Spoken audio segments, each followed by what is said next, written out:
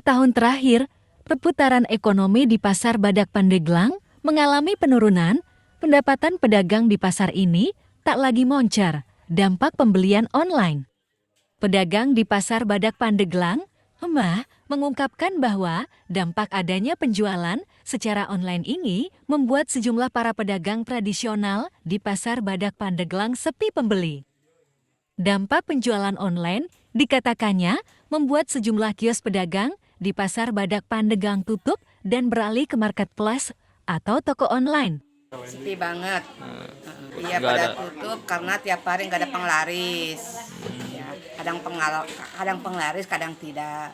Itu imbasnya online. Semua orang pada bilang ada online. Karena penjualan online. Iya, penjualan online. Semua pasar kata bos-bos juga. Udah lama, Bu? Udah semenjak ada ini aja semenjak ada online. Makin pesat online hampir 3 tahunan. 2 tahunan. Hari ini juga belum penglaris. Udah parah ya? Udah parah, kadang ngejual, kadang tidak. Ada aja tapi Bu kalau misalkan ini. Itu ada aja, tapi Cuman nggak sesuai dengan target. Nggak sesuai target? Ya, jauh lah dari target. Agak lumayan gitu, pas ada online. Pas ada online ini mundur. Jauh. Pas sebelum ada online lumayan meningkat. Lumayan meningkat. Pengen kaya dulu lagi, pasar stabil, masyarakat pada makmur, pasar rame. Pemerhati sosial, Incup Sukrana, mengatakan bahwa melihat kondisi sepi pembeli ini, akibat peralihan pembelian online dapat mengancam ekonomi pedagang di Pasar Badak Pandeglang. Ia melanjutkan, dengan sepinya pembeli yang dialami pedagang, pemerintah daerah dan legislatif jangan tinggal diam, dapat memberikan solusi terbaik bagi para pedagang tersebut. Kondisi sepi seperti ini sudah jelas sangat mengancam kepada ekonomi masyarakat, ya terutama masyarakat pedagang. Bukan hanya itu, PAD Pandeglang pun akan terkikis habis dalam sektor perdagangan. Saya berharap dengan adanya seperti ini, keluhan para pedagang di pasar seperti ini, pemerintah juga jangan tinggal diam. Pemerintah harus peka mengatur regulasi perdagangan online. Karena apa? Karena perdagangan online kita lihat bebas dari pajak, bebas dari retribusi. Sementara para pedagang pasar pedagang tradisional itu dikenakan pajak retribusi setiap hari yang disebut PAD Pandeglang. Katakan PAD Pandeglang itu dari pasar itu 45% dari total PAD keseluruhan. Nah, permasalahan ini jadi PR pemerintah daerah yang seharusnya pemerintah daerah tanggap dengan kejadian ini, tanggap dengan kondisi seperti ini. Salah satunya membuat regulasi perdagangan online. Di sini saya minta pemerintah daerah baik eksekutif maupun legislatif di sini harus terpanggil sama-sama sebelum para pedagang ini datang ke kantor legislatif, datang ke kantor bupati untuk menuntut haknya sebagai hak para pedagang di pasar tradisional ini. Gitu.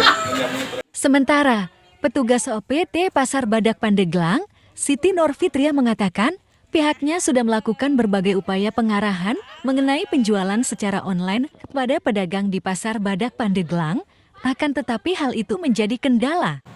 Kita sudah memberikan upaya bahkan pengarahan kepada pedagang. Dan ya kita juga kan setiap misalkan menarikan retribusi selalu memberikan arahan, Pak gimana kalau misalkan ikutan online atau gimana gitu.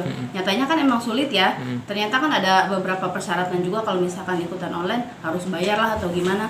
Nah kesulitannya kan sekarang akhirnya dari adanya online TikTok ya, terutama TikTok gitu kan yang harganya murah-murah gitu.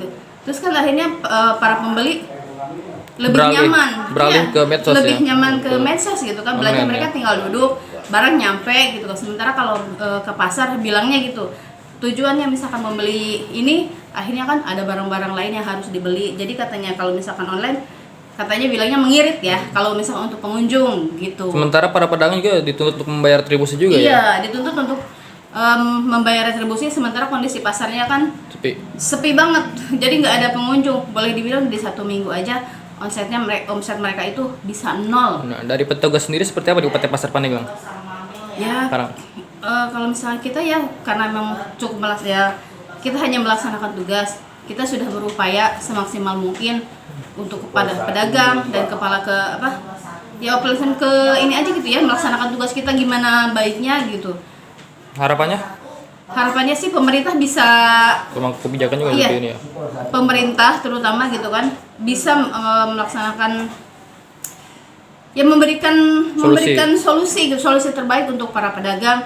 Jadi membatasi pembelian online, terutama TikTok ya, dari pajaknya mungkin ya, kalau misalkan di TikTok misalkan ada pajaknya gitu kan yang gede, mungkin pembeli juga kan bisa beralih lagi ke pasar gitu ya. Mudah-mudahan gitu. Kita berharapnya seperti itu. Jadi gimana caranya lah pemangku kebijakan bisa memberikan solusi terbaik untuk kami semua gitu ya, Oke. terutama para pedagang juga.